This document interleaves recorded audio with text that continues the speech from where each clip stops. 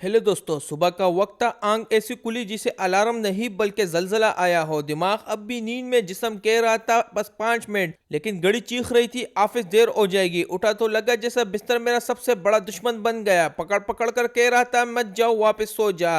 लेकिन क्या करे, जिंदगी की भाग दौड़ में कौन रुक सकता है। मैं भी तैयार हो गए, बड़े मूड में ऑफिस के लिए निकला था कि बल्कि प्रोफेशनल अंदाज में। लेकिन जैसे ही गली के मोड़ पर पहुंचा, मेरे दोस्तों की गपशप आती। दिल ने कहा भाई ऑफिस तो रोज जाना है। सुबह सुबह सुबह सुबह दोस्तों के गप्पे किस्मत वाले को मिलती है। इनमें मेरा दूसरा दोस्त भी पहुंच गए बाइक पर। बोला ओ भाई, लगता है ऑफिस का प्लान खत्म। मैंने कहा हाँ यार, अब ऑफिस बाद में, पहले गपशप। खैर ऑफिस के लिए निकल पड़ा।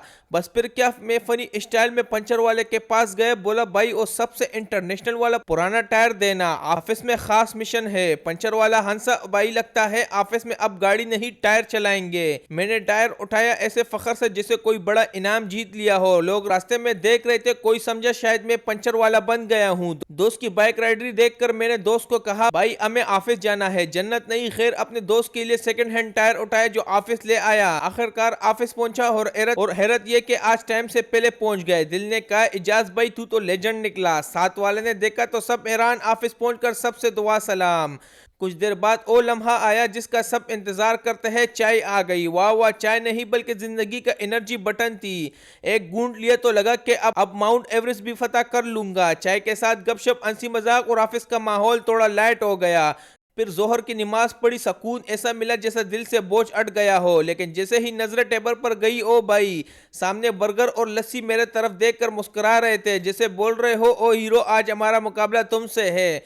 मैंने कुर्सी पीछे की आस्तीनें चढ़ाई और बोला चलो आज तुम्हें फतह करके ही दम लूंगा। बर्गर की खुशबू ऐसी थी कि दिमाग ने कहा काम छोड़ो, पहले नवाला मारो। पहला बाइट लिया तो लगा जैसे सारी थकावट रिटायरमेंट पर चली गई हो। और लस्सी भाई कमाल ही कर गई। ऐसा ठंडा वार किया कि दिल ने कहा यह है असल सुकून। खाने के बाद टाइम ही नहीं गुजर रहा था। सोचा अब तो मैं शाह साहब को अलविदा कहता हूँ। मैं आहिस्ता आहिस्ता शाह साहब के कमरे की तरफ बढ़ा। ऐसा लग रहा था जैसे प्रिंसिपल ऑफिस जा रहा हूँ।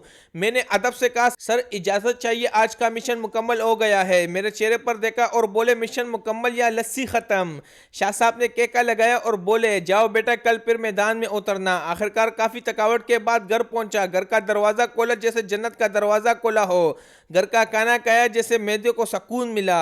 थोड़ा आराम करने के बाद सोचा जरा गली का चक्कर लगा लूं। जैसे ही बाहर निकला तो देखा गली के सारे लड़के बेंच पर ऐसे बैठे थे जैसे कि किसी बड़ी मीटिंग का इंतजार हो। मुझे देखते ही बोले भाई हमें भी व्लॉग में लाओ ना, कब तक अकेले मशहूर होते रहोगे। मैंने कहा यार तुम लोग आओ तो सही। कैमरा देखते ही सबके चेहरे ऐसे बन जाते हैं जैसे बॉलीवुड ऑफर आ गई हो। फिर मैंने गली के हीरोज को अलविदा कहा और सीधा निकल पड़ा अपने दोस्त की दुकान की तरफ। दोस्त की दुकान से फ्री में चॉकलेट उठाई। खाते ही बोला यार मजा तो आ गए, अब बिल मत बनाना वरना दोस्ती खत्म समझो। काफी थकावट के बाद घर सोने के लिए निकल पड़ा ताकि कल फिर आपसे मुलाकात एक नए व्लॉग में हो सके, क्योंकि जिंदगी है फटाफट और मैं हूँ इजाज फटाफट।